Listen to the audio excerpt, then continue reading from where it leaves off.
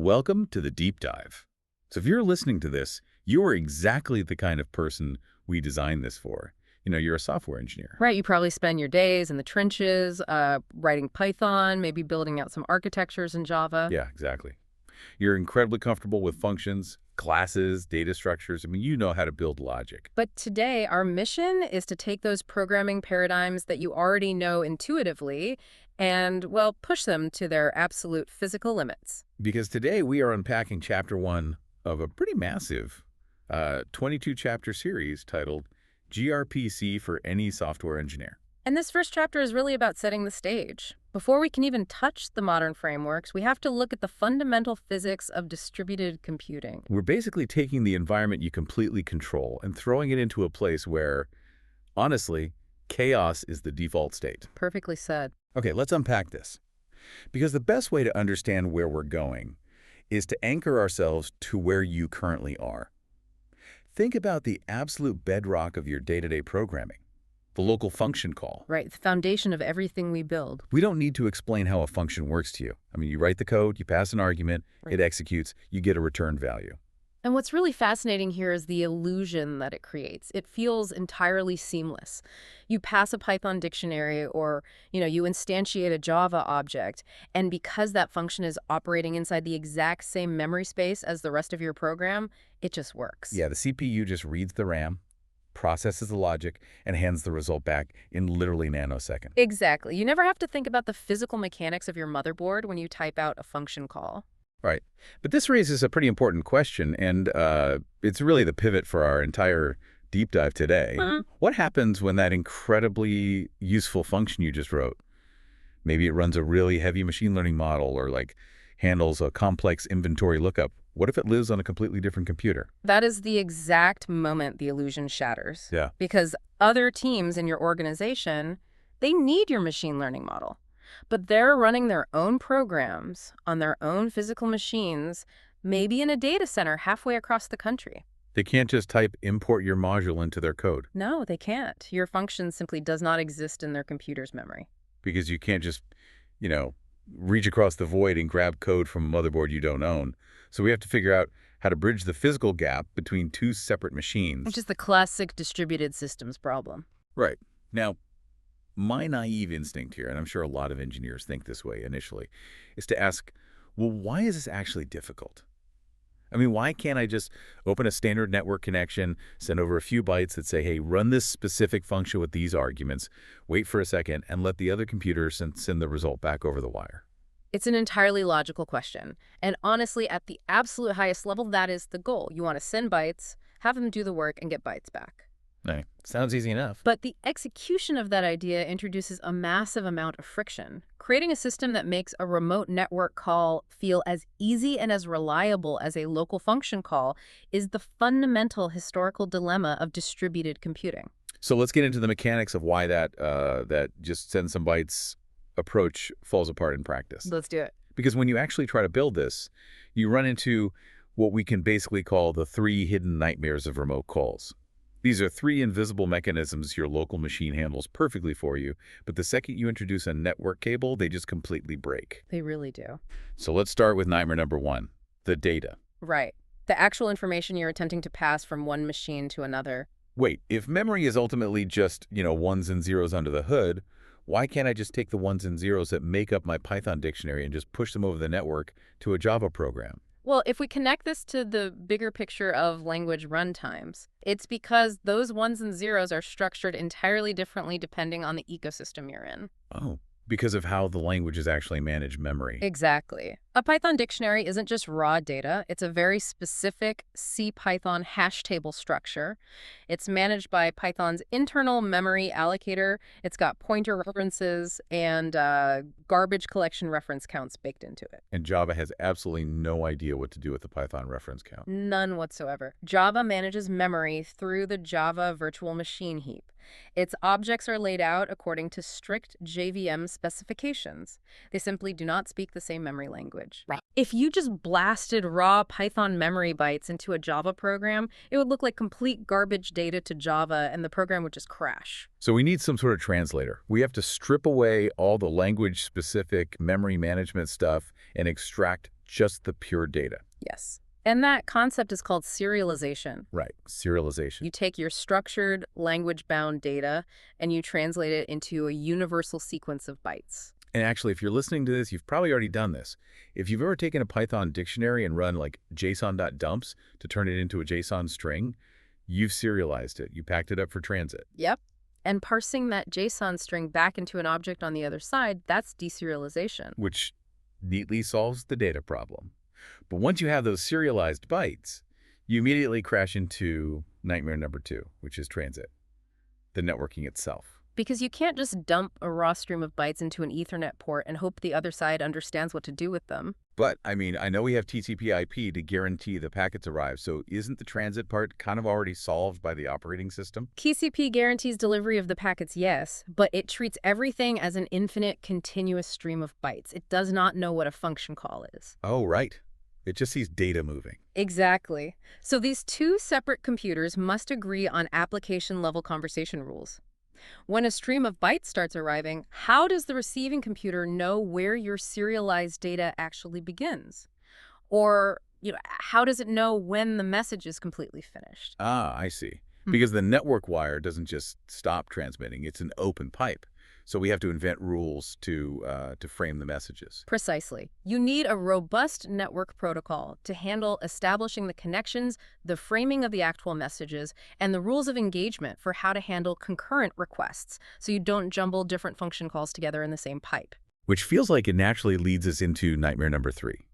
And to me, honestly, this is the most terrifying one because it requires a complete paradigm shift for a developer.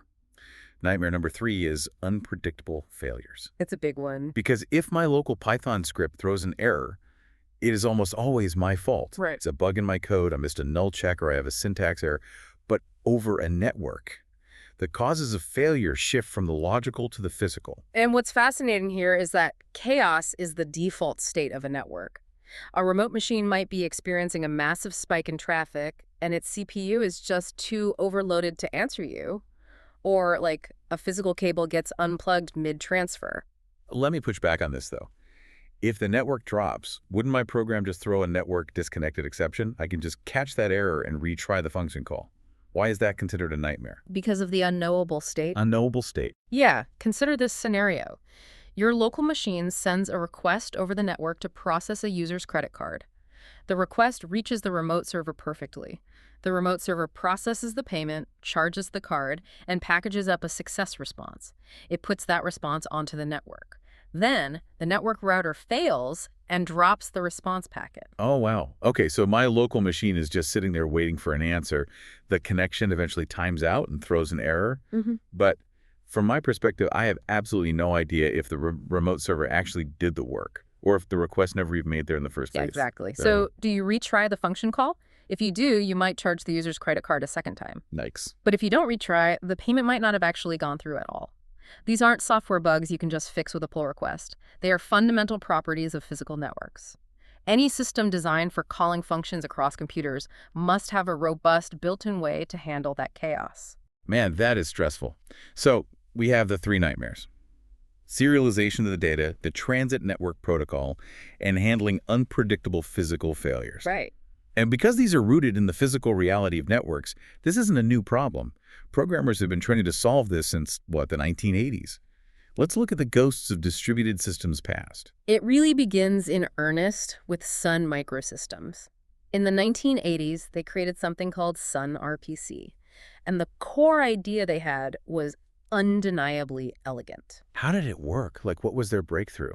They recognized that writing all this boilerplate networking code, the socket connections, the byte framing, the error handling, was just tedious and prone to bugs. So they said, let's define the functions we want to expose. Then we will build a tool that automatically generates all the messy networking code for you. Oh, that's clever. Callers could just invoke those remote functions in their code exactly as if they were local functions, and the generated code would handle the serialization and transit completely under the hood. So they basically wrote a program that writes the network program for you.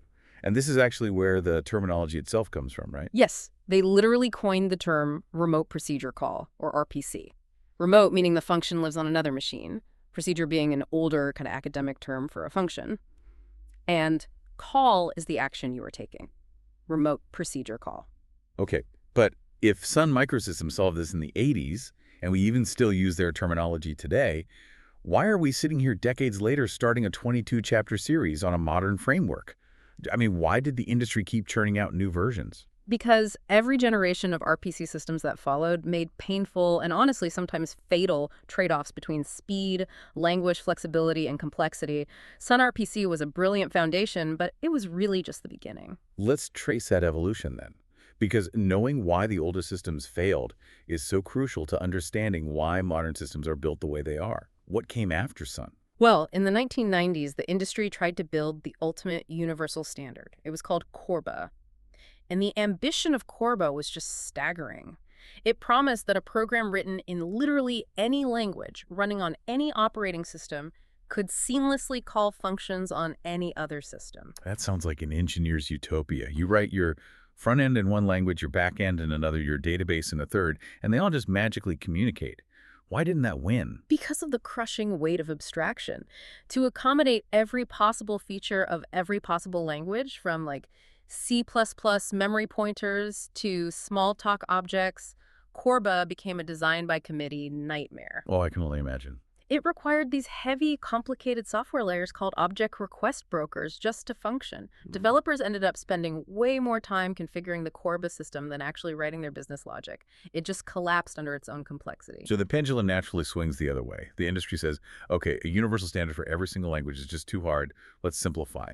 What did the Java ecosystem do? Java introduced its own solution called Java RMI Remote Method Invocation. And if you were working entirely in Java, RMI worked brilliantly. It was deeply integrated into the language. You could pass complex Java objects back and forth over the network, and the JVM handled the serialization and garbage collection beautifully. But there is a massive catch there, isn't there? A huge catch. It only worked if both sides of the network were locked into Java. If your company decided to write a new lightning-fast microservice in Python or, a front end in JavaScript, Java RMI was totally useless. It sacrificed multi-language flexibility for a perfect single ecosystem experience. Which brings us to the era of XML, because the industry realized that locking into one language was just a dead end. We needed a universal language that any machine could easily read, regardless of the operating system or the programming language. So they turned to plain text, things like XML-RPC and later SOAP. They decided to use XML as the serialization format. And from a purely human perspective, what was the advantage of that? Well, as a developer, the advantage was transparency. XML is human readable. If a network call broke, you could just intercept the payload, print it out, and physically read the XML text with your own eyes to see exactly what data was being sent. It was highly debuggable. But this raises a really important question about performance. Because humans reading text is very different from computers reading text. Wait, I always assumed plain text was the easiest thing for a computer to process? I mean, it's just ASCII characters. Why would that be a performance bottleneck? Because CPUs fundamentally hate parsing text. When a CPU receives a binary integer, it just loads it into a register and does the math. Boom, done. But when it receives an XML string, say age 34 age, it has to do an enormous amount of work. Like what? Well, it has to scan the string character by character looking for the opening angle bracket. It has to allocate memory for the tag name. It has to do string comparisons to figure out what field it's even looking at. Then it has to read the ASCII characters 3 and 4 and run an algorithm to convert those text characters back into an actual integer in memory. Oh, I see. So for a single data point, the CPU is executing hundreds or even thousands of instructions just to translate it. Makes sense. And because XML wraps every single piece of data in opening and closing text tags, the payload size just balloons. You're sending huge text files over the network just to pass a few variables. Right. It bloated the network transit, and the CPU cycles required to parse those giant XML strings back into memory objects became a massive bottleneck. So if you look at the historical pattern, Java RMI was fast but locked to one language. CORBA was universal but impossibly complex. XML was language agnostic but painfully slow. Nobody had cracked the perfect balance to solve all three nightmares at once. Not yet. Until we zoom in on what was happening behind the scenes while the rest of the industry was wrestling with these trade-offs, we have to talk about Google. Because in the early 2000s, Google was dealing with the RPC problem at a scale that literally no one else on Earth had ever experienced. Yeah, if we look inside Google during that era, They had already embraced what we now call a microservices architecture. They weren't building massive monolithic applications. Their internal reality consisted of thousands of separate services constantly calling each other over the network. Right, like the search index calling the ad server calling the user profile database, the profile database checking permissions. It's just endless calls. Endless. And to survive that kind of internal traffic, they absolutely couldn't rely on massive XML payloads or the crushing complexity of CORBA. They needed something custom. So they built an internal framework from scratch and they named it Stubby. And Stubby was an absolute engineering workhorse. It handled the serialization of data efficiently, it managed the networking protocols, and crucially, it had sophisticated failure detection and load balancing built right in to handle the chaos of Google's data centers. And it wasn't just a prototype. For over a decade, Stubby quietly ran Google.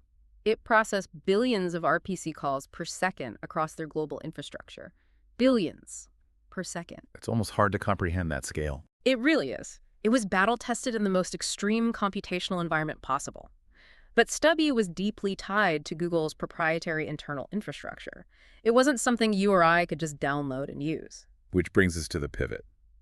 In 2015, Google looked at this decade of hard-won lessons from running Stubby, and they decided to untangle it from their internal systems. They rewrote it, standardized it, and released it to the world as an open-source framework, and they called it gRPC. Which is, of course, the subject of our deep dive. Yes, and before we get into the mechanics of it, here's my absolute favorite piece of trivia. Everyone, understandably, assumes the G in gRPC stands for Google, but it officially doesn't. It really doesn't. The development team changes the meaning of the G with every single release version. So in one version, the G stands for good, and the next release, it stands for green, then groovy. They maintain a whole list of them in their release notes. It's hilarious. It is a fun quirk, but the technology behind it is completely serious. gRPC took those decades of historical trade-offs and made very specific modern choices to definitively address the three nightmares of remote calls. Let's summarize how it did that at a high level, keeping in mind we're going to dive deep into the specific technologies in the upcoming chapters. Right. First, for the data nightmare serialization. Instead of using slow, text-based XML or JSON, gRPC utilizes a highly fast binary serialization format. It strips away the bloat and turns data into tight, CPU-efficient bytes. Which solves the CPU parsing issue XML had. Exactly. Second, for the transit nightmare, it runs on a modern, robust network protocol that handles multiplexing, meaning you can shoot thousands of messages back and forth over a single connection rather than opening and closing a new pipe every single time. And what about the language lock-in problem? Does it force me to use Java like RMI did? Not at all. It is polyglot by design. gRPC natively supports multiple programming languages right out of the gate. You can have a Python script seamlessly call a function on a Java server, and the framework auto-generates the necessary code for both sides, just like Sun RPC envisioned back in the 80s. That's incredible. And finally, to address those unpredictable network failures, it has built-in mechanisms baked right into the framework to handle network timeouts, dropped connections, and retry logic. It really is the culmination of everything the industry learned from the 1980s onward. So what does this all mean for you, the listener? Let's look at the journey we've just taken. We started in your comfort zone, the nanosecond fast, perfectly reliable world of a local Python or Java function. And we shattered that comfort zone by throwing that function across a network, exposing the chaotic reality of differing memory spaces, complex network protocols, and unpredictable physical failures. We saw how Sun RPC, CORBA, and SOAP tried to tame that chaos, and how Google's need to process billions of calls a second birthed Stubby, which eventually evolved into the open-source powerhouse that is gRPC. And this is just chapter 1. Exactly. Now that the history and the fundamental problem are crystal clear, we have a roadmap for the rest of this series. Next chapter, we're going to dive into exactly how gRPC defines the data contracts between those services. We'll explore how it actually ensures Python and Java agree on what the binary data means. And as we move later in the series, we'll get incredibly hands-on. You will learn how to write the servers and clients, how to properly configure those failure mechanisms, how to secure your remote calls, and how to tune the performance for production deployments. It is going to be a fantastic ride. But before we close out, we want to leave you with a final thought to mull over. Something that pushes beyond the software and into the philosophy of what we're building. Yeah, consider the sheer audacity of the remote procedure call. Every time a remote call succeeds, two entirely different computer universes with different memory structures running different languages, separated by miles of unpredictable physical cables, have managed to perfectly synchronize their reality for a fraction of a second.